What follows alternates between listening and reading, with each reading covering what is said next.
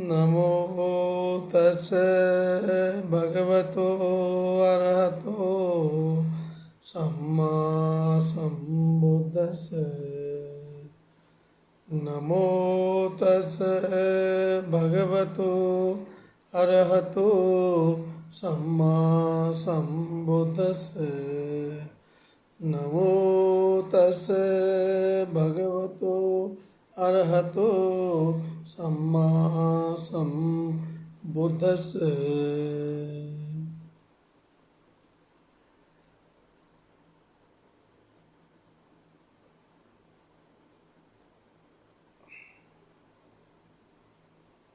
सभी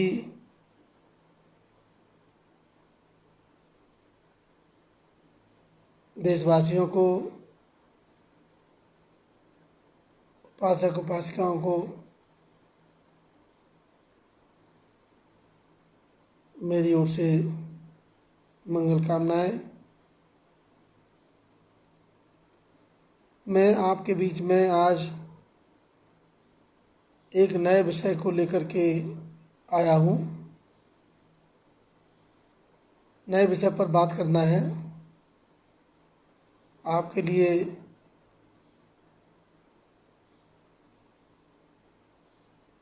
मैंने ज़रूरी समझा,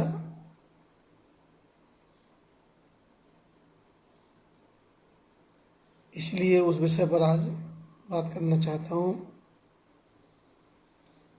आज विषय है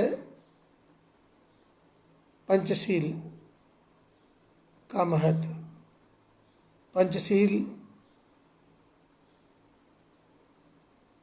जीवन के लिए कितने महत्वपूर्ण हैं, उनको जीवन में उतारने से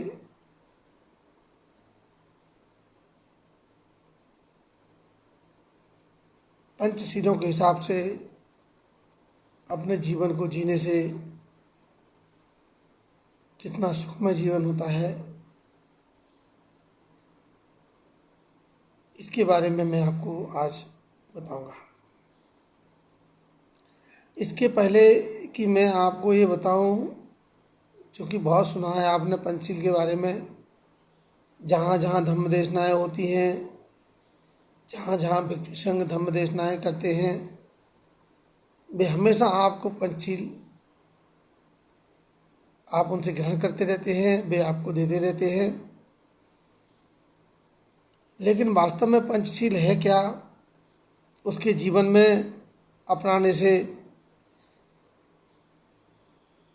क्या फ़ायदा है, पंचशील को जीवन में अपनाना क्यों ज़रूरी समझा, इसके महत्व को मैं आज आपको बताऊंगा। पंचशील भगवान बुद्ध के द्वारा उपासकों को दिया हुआ एक व्रत है। 5 व्रत उपासकों को लेना पड़ते हैं और वो व्रत लेकर के उनके हिसाब से अपने जीवन को उपासकों को चलाना होता है, ताकि वो अपने घर संसार में सुखपूर्वक जीवन व्यतीत कर सकें। ये उपासक उपासिकाओं के लिए सुखपूर्वक जीवन को व्यतीत करने का एक मार्ग है, एक विनय है, एक नियम है। तो 2 चीज़ें इसमें है, पंचशील 5 और दूसरा शब्द है शील। पंच मतलब 5 और शील मतलब व्रत। पंचशील को यूँ समझने की कोशिश करेंगे कि जैसे कोई भाषा होती है, चाहे वो हिंदी हो, पाली हो, अंग्रेजी हो, संस्कृत हो, अरबी, फारसी, या जो भाषाएं दुनिया में चलती हैं, उन सारी भाषाओं की एक प्रक्रिया होती है जिसके तहत उन भाषाओं को लोग सीख सकते हैं, उन भाषाओं को लोग बोल सकते हैं, उन भाषाओं के हिसाब से अपने जीवन को चलाने से संबंधित जो भी कार्य करने होते हैं उनको उन भाषाओं का इस्तेमाल करना होता है और उनका जीवन बड़ा सुगम और सरल हो जाता है। हर एक भाषा का अपना अल्फ़ाबेट होता है। बिना अल्फ़ाबेट के कोई भाषा नहीं बनी। पहले उनका अल्फ़ाबेट होता है, जैसे अंग्रेजी का अल्फ़ाबेट ABCD से लेकर के Z तक, प्रारंभ से लेकर अंत तक होता है। उसी प्रकार से हिंदी है, उसका भी आ से लेकर के छत्र ज्ञ तक होता है। उसी प्रकार संस्कृत के अपने अल्फ़ाबेट हैं, पाली के अपने अल्फ़ाबेट हैं, धम्मलिपि के अपने अल्फ़ाबेट हैं। बिना अल्फ़ाबेट के जिस प्रकार से हम भाषा को नहीं सीख सकते हैं, लिपि को नहीं सीख सकते हैं, उसी प्रकार से ये पंचशील उपासक उपासिकाओं को अपने जीवन को सुगम, सरल और सुखमय जीवन चलाने के लिए भगवान बुद्ध ने दिए हैं। अल्फ़ाबेट के बिना हमारी भाषा आगे नहीं बढ़ती है। उसी प्रकार से पंचशील का जीवन में पालन करे बिना हमारा जीवन सुखमय आगे नहीं बढ़ सकता है। इसीलिए पंचशील दिए गए हैं। दूसरा उदाहरण मैं आपको और दूंगा जिससे आप और अच्छे समझ पाएंगे। जैसे कोई कागज होता है, कोरा कागज होता है,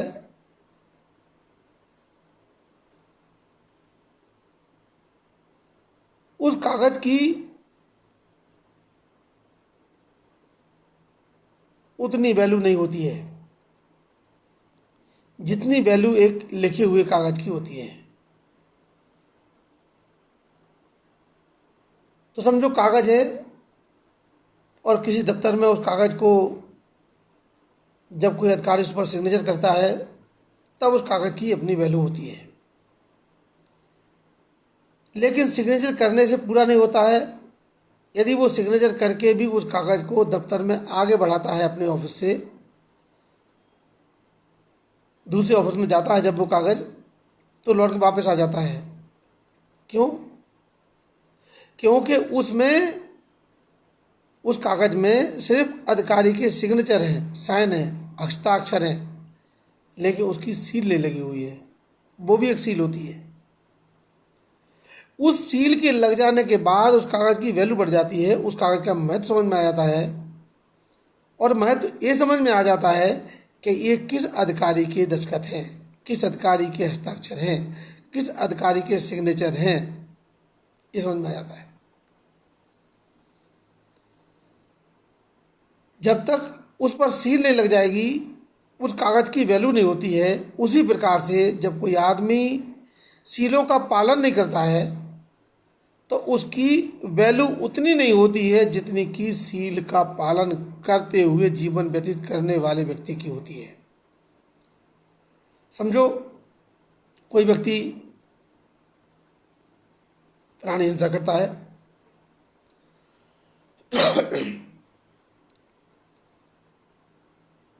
कोई व्यक्ति चोरी करता है, कोई व्यक्ति